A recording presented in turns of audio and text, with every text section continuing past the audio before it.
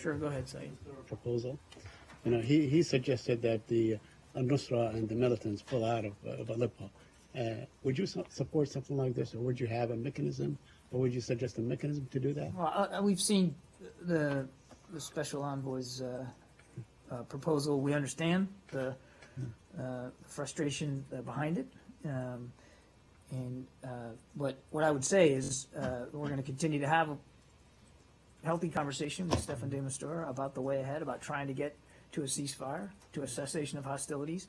And what needs to happen, Saeed, more critically, is that the siege of Aleppo needs to stop. Right.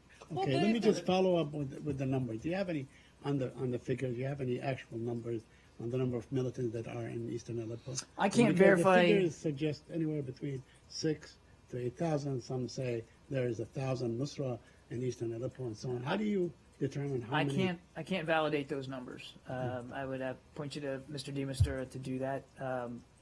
We've said this before, that we don't believe that al-Nusra comprises anywhere near a majority of the fighters in Aleppo, but I couldn't give you an exact figure. I can't verify those numbers. My last question on this is that the suggestion by the Syrian government that if the militants surrender, give up, they have amnesty. Do you have any comment on that?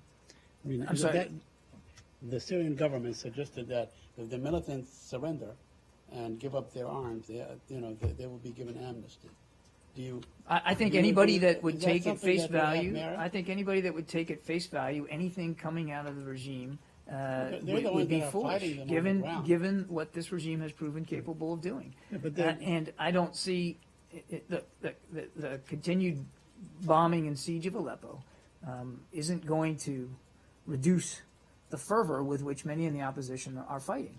I think it would, we've seen time and time again the Assad regime promising to do something and then failing to do it. So I don't know how anybody could take that as a credible offer. But wait a minute. You just said that the lifting of the siege of Aleppo would not stop the opposition from fighting with the fervor that which they're fighting? No, I said absent. Okay, absent that. So if, I think it's a long shot that Nusra's just going to be like, sure, let me just get safe passage out of the city. But let's just hypothetically, if you could find a way to implement this proposal that would in fact get the Russians to lift the siege, I don't know if it would or not. To lift the siege of Aleppo, would you support safe passage of al-Nusra out of this? Al-Nusra remains a party outside. But you want to separate them. So where are they supposed to go? Outside the cessation of hostility. No, I understand, but you can't, on one hand, say that you're going to ask them to separate, and on the other hand, not give them a chance to separate. I can't speak for the likelihood of what incentive do they have to separate? I can't speak for the likelihood that proposal would but work, and I'm not going to speculate about that. What needs to happen is the siege of Aleppo needs to stop. This is a very fundamental question of your one responsibility under this agreement, supposed agreement that is you're trying to get back on track, that you would separate Nusra from the opposition. Now, if you separate them, where are these Nusra people supposed to go? If you could get rid of them, maybe you could stop the ceasefire, right? You could stop the bombing, right? Al-Nusra has remained obviously an obstacle to peace in Syria, and that they are outside the cessation of hostilities. We have long said, and we have talked to opposition groups, the ones that we influence, and we know that other countries who have influence other groups have talked to them about the need to separate.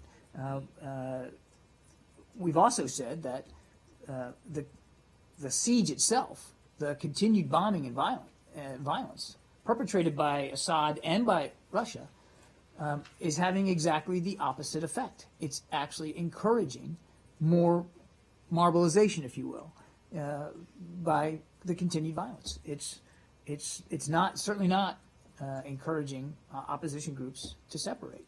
It's increasing, as I said. It's increasing their fervor to fight. I'm not going to speculate about the likelihood of success or out of the proposal that Mr. de Mistura put forward. We understand the frustration with which he made it, and did it. We all share that frustration. But how otherwise? And I can't speculate about what ifs here. I understand. What we want to see is the siege stop. I understand you do, but again, you want to separate them. How do you propose that you do that? If they're all in the city, what are they supposed to go to the right bank of the city and the other? I'm not an expert in the geography there. What I would tell you is we continue to have conversations with the opposition about the importance of not being co-located with al-Nusra. And that is a conversation we continue to have. So you're leaving this totally up to the opposition to separate themselves.